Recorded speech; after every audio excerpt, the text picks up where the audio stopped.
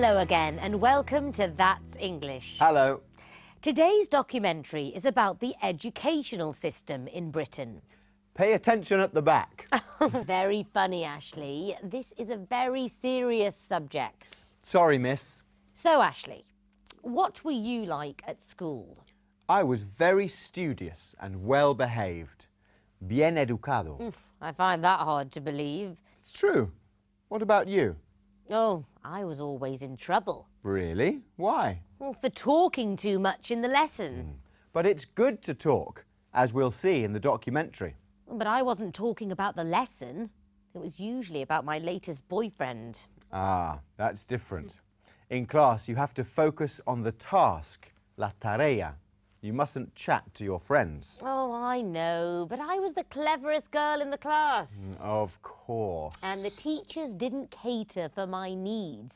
No me hacían caso. So I got bored and started to chat. I see. Anyway, it's time for our documentary now. While you watch, find the answer to this question. What is the role of the teacher during the activities? Let's watch. For students in secondary schools in England, this is a completely normal lesson. First, the teacher tells them what the task is. Put together an advert for how you would try to encourage people to attract them to come to Brighton. Then they prepare the work in small groups and do an exercise. You want to start discussing that now? Teachers in England believe students learn much better if they are asked to think about what they are doing. We came to Oakmeads Community College in Burgess Hill to find out more. This teaching method is called learning to learn or opening minds. When students find out things for themselves, they seem to learn better. We asked Lucy Bignell, who teaches history, if there is a standard format for the lesson. Every lesson follows a three-part format. You have a starter at the beginning, and then you have the main body, the main activity. The main activity takes up most of the lesson time. Geography teacher Emily Conrad tells us more. The activity in the middle may involve the students working together, collaborating together and talking about the different aspects of the lesson. The third part is at the end of the lesson, when the class reviews what they have learnt with the teacher. Schools in England believe that this method can help students to learn more effectively. They find someone to blame. In most subjects, the class is required to do practical activities. What are the benefits of this type of activity? Students take control of what they are learning, and they themselves can control how much progress that they make and how much they can learn. So what is the role of the teacher during these activities? You are there to check that everybody is learning and progressing. You have to spend a lot of time planning. You also have to plan the appropriate activities so that you know that the information is there for them. James studies history and enjoys this new type of learning.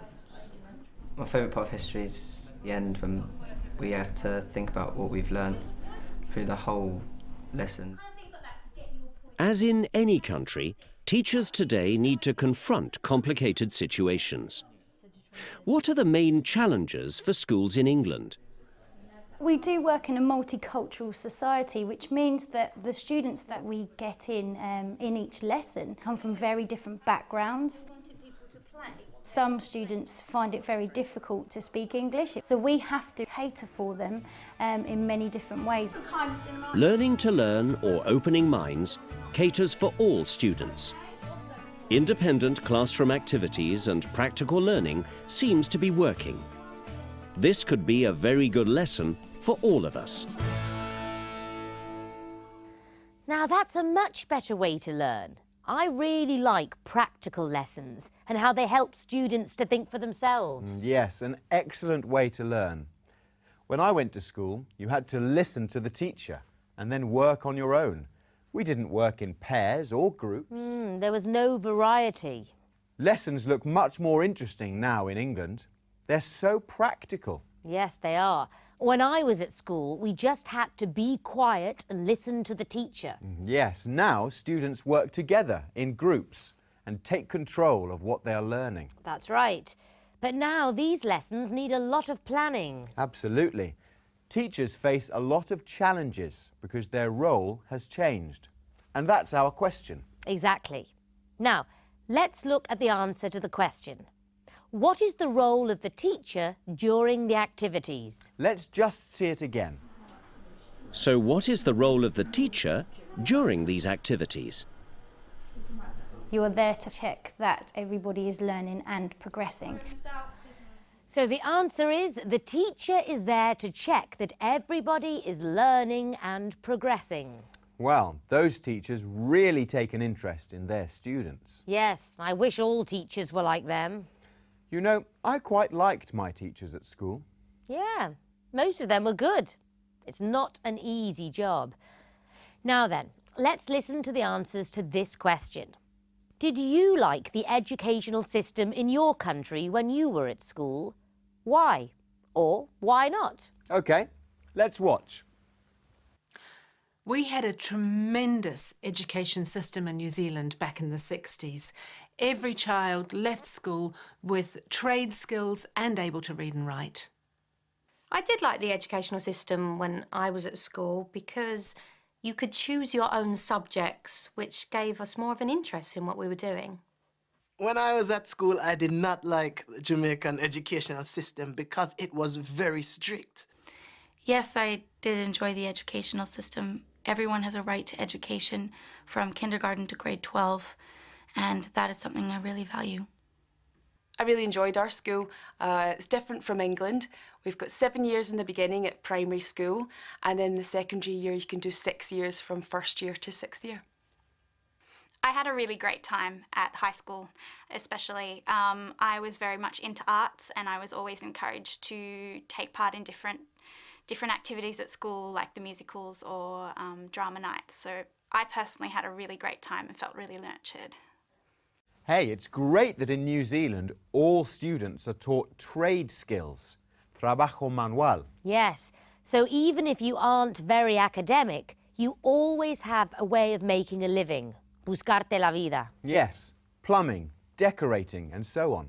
Actually, I can identify with the Australian woman. I acted in lots of plays at school. It was great fun and I made so many friends. I was in a musical once. Saturday Night Fever. Were you John Travolta? Naturally. Anyway, it's time for our road trip episode. This time, we'd like you to answer this question. Which particular subject do you have to learn in Wales and how long do you have to study it for? This'll be interesting.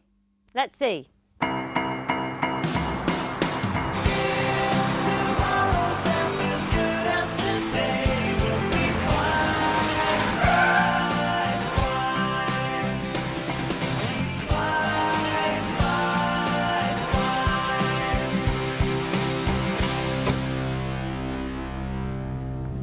Okay, it's time for your first Welsh lesson, Sam. Try saying that. What? That's impossible. Let's go and find someone who can.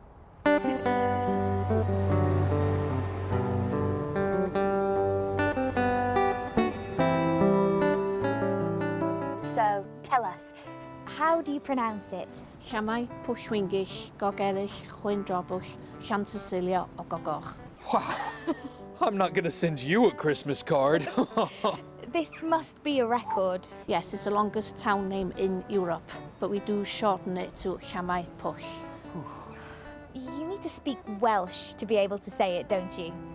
Yes, 75% who live here do speak Welsh, so it's not a problem for us. Well, thanks. So. Come on, Sam. Time for school. Whew. Thanks a lot. Thanks. Hwyl fawr.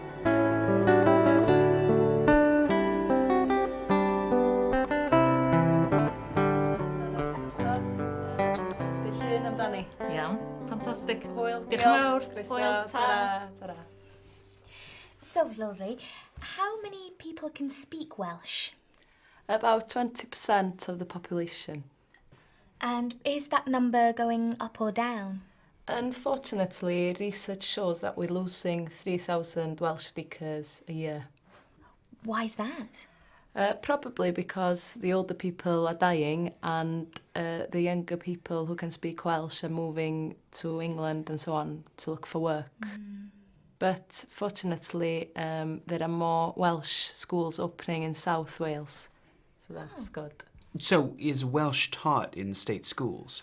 Yes, you have to learn Welsh until you're 16, and you can study lessons mostly or completely in Welsh. Oh, so that's great news for the future of Welsh, isn't it? Yes, it is. So, can you teach me how to say, "Good afternoon, my name is Sam"? Yes. Pnawn da. Pnawn da. Sam dwi. Sam dwi. Da iawn, brilliant. Hey, that's cool. And thank you. Diolch. Diolch. Da iawn. OK, Sam, time to go. Repeat after me. Hwyl fawr. Hwyl fawr. Da iawn. Gret. Hwyl fawr. Diolch. Croeso. Diolch. Hwyl.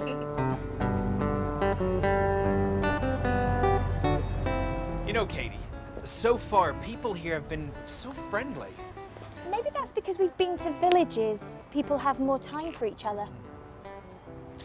Wouldn't it be great if a whole town decided to behave nicely? I've heard of a place like that. Would you like to go? Where is it? It's here in Wales. Hey, I just love this country.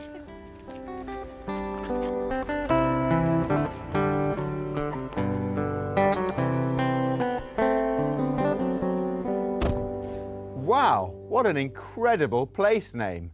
I can understand why they shorten it. And impossible to pronounce, unless you speak Welsh. Aha. I know the answer to the question. Good. So, what was the question?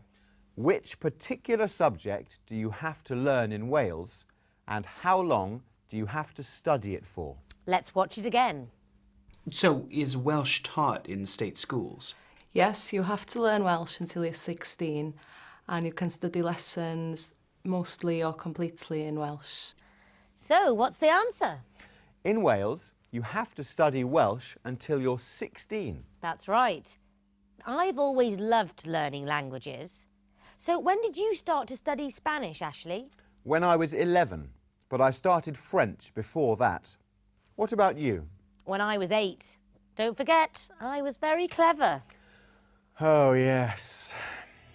Well, that's all for today. See you soon for the next That's English. Bye. Bye-bye.